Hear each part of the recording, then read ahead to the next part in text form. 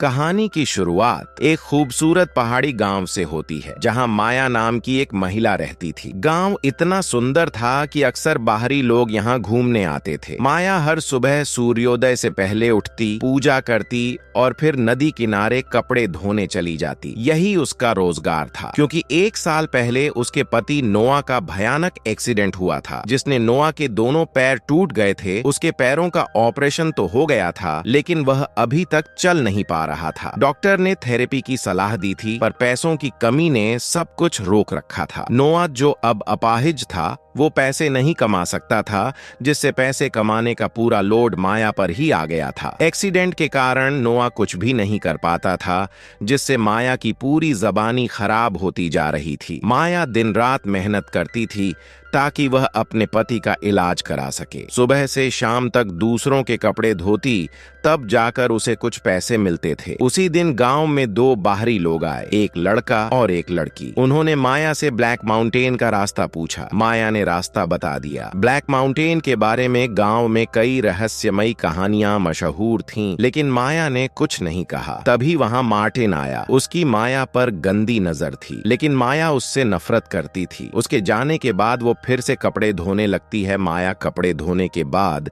जब जंगल से होते हुए घर जा रही थी, तभी उसने अभी अभी गए लड़का और लड़की को करते हुए देखा। वो वहीं बैठ गई और दोनों को देखते हुए खुद भी उंगली से भूकंप लाने लगी। अगले दिन एक और नया युवक गांव में आया। उसका नाम था बिन्सो। वह भी ब्लैक माउंटेन जाने का रास्ता पूछ रहा था। उसकी बातों में आत्मविश्वास था और आंखों में एक अजीब चमक। माया ने उसे रास्ता बताया। जब उसने कहा कि वह अकेला घूमने आया है, तो माया को उसके प्रति हल्का आकर्षण महसूस हुआ। संयोग से माया का घर भी उसी रास्ते में था, इसलिए वह उसके साथ चल पड़ी। चलते चलते माया के पैर में हल्की मोच आ गई। बिन्सो ने तुरंत उसकी मदद की। उसी पल दोनों के बीच एक अनकहा रिश्ता सा बनने लगा। अब माया को भी कोई मिल गया था जो उसकी अधूरी ख्वाहिशों को पूरा कर सकता था। अब माया बहुत खुश थी। उधर गांव में लोग फुसफुसा रहे थे कि जो भी ब्लैक माउंटेन जाता है, वह वैसा लौट कर नहीं आता। एक दिन जब माया किसी गांव वाले का हिसाब कर रही थी, तभी बिनसो अगले दिन फिर माया के घर पहुंच गया। माया हैरान थी कि वह उसका घर कैसे ढूंढ लाया। उसने बताया कि गांव वालों से पूछ लिया। धीरे धीरे बिन्सो का आना जाना बढ़ने लगा। वह माया से बातें करता, उसकी परेशानियां सुनता और उसे सपने दिखाता कि अगर वह चाहे तो वह इस गांव से दूर नई जिंदगी शुरू कर सकती है। वह माया से प्रेम करने लगा था,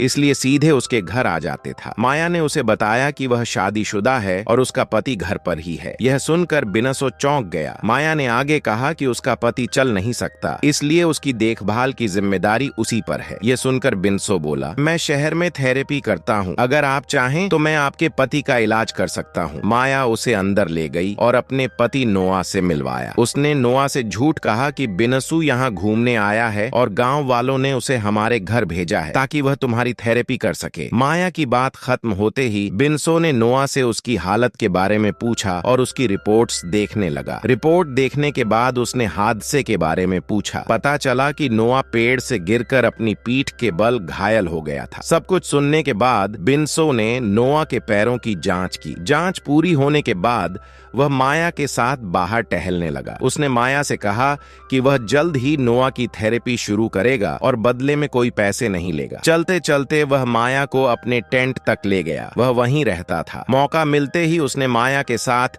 नजदीकियां बढ़ानी शुरू कर दी। उसी जगह मार्टिन भी मौजूद था। वह छिपकर दोनों की वीडियो बना रहा था। अगले दिन बिनसो ने नोआ की थेरेपी शुरू कर दी। माया पास ही खड़ी थी और बिनसो से रिगड़ रही थी। नोआ दर्द के कारण आंखें बंद किए हुए था, इसलिए वह माया की हरकतों पर ध्यान नहीं दे पा रहा था। माया बिनसो को किस कर रही थी। कुछ समय बाद माया नदी किनारे कपड़े धो रही थी। तभी मार्टिन वहां आ पहुंचा। आते ही उसने वह वीडियो दिखाना शुरू कर दिया जिसमें माया और बिनसो साथ थे। वीडियो देखकर माया घबरा गई और उससे उस वीडियो को डिलीट करने को कहने लगी, लेकिन मार्टिन पर इसका कोई असर नहीं पड़ा। उसने धमकी दी कि अगर माया उसकी बात नहीं मानेगी तो वह यह वीडियो उसके पति को दिखा देगा। माया ने उसे समझाने की कोशिश की कि वह गलत कर रहा है, पर सीमू नहीं माना। उसने माया की मजबूरी का फायदा उठाया और अपनी इच्छा भी पूरी कर ली। उस रात माया सो नहीं पाई। अगली सुबह बिन्सो फिर से नोआ की थेरेपी करने लगा। थेरेपी का असर होने लगा था और नोआ धीरे धीरे चलने की कोशिश करने लगा। थेरेपी के बाद नोआ आराम करने चला गया, जबकि बिन्सो माया से बातें करने लगा। बातों बातों में दोनों के बीच फिर नजदीकियां बढ़ गईं और वे घर के बाहर ही शुरू हो गए। रात में नोआ सो नहीं पा रहा था। शायद वह माया से बात करना चाहता था,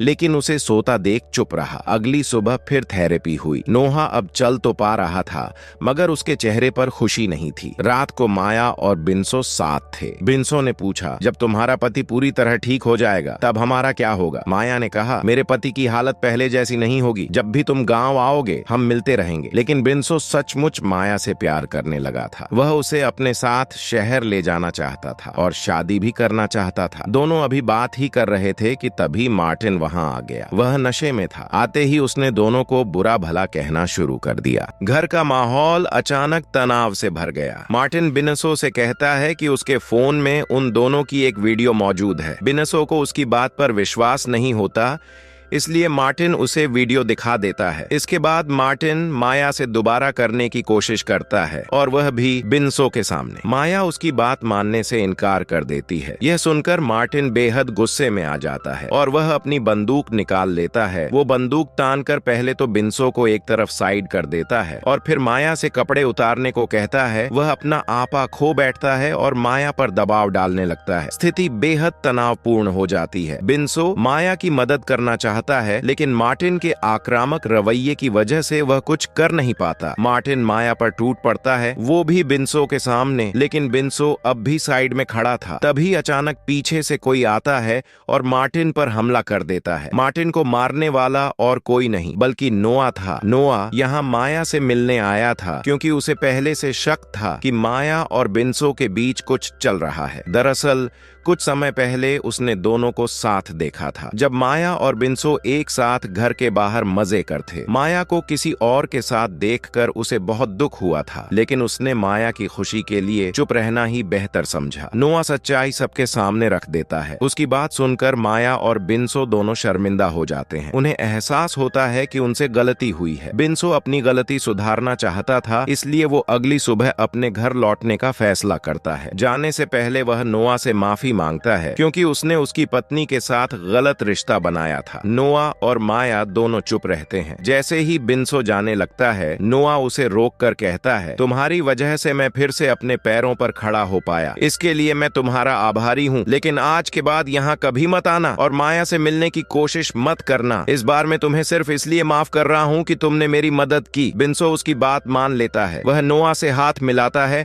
और वहाँ से चला जाता है। बिन्सो के जाने के बाद माया नोआ का धन्यवाद करती है। उसे एहसास होता है कि उसे दुनिया का सबसे अच्छा पति मिला है, जो उसकी खुशी के लिए अपने दर्द को भी छुपा गया। समय के साथ नोआ पूरी तरह स्वस्थ हो जाता है। दोनों पति पत्नी अपने रिश्ते को एक नया मौका देते हैं और खुशी खुशी साथ रहने लगते हैं। और इसी के साथ इस कहानी का अंत होता है। कहानी अगर अच्छी लगी हो तो वीडियो को लाइक कर देना और चैनल पर नए हो तो सब्सक्राइब भी कर लेना।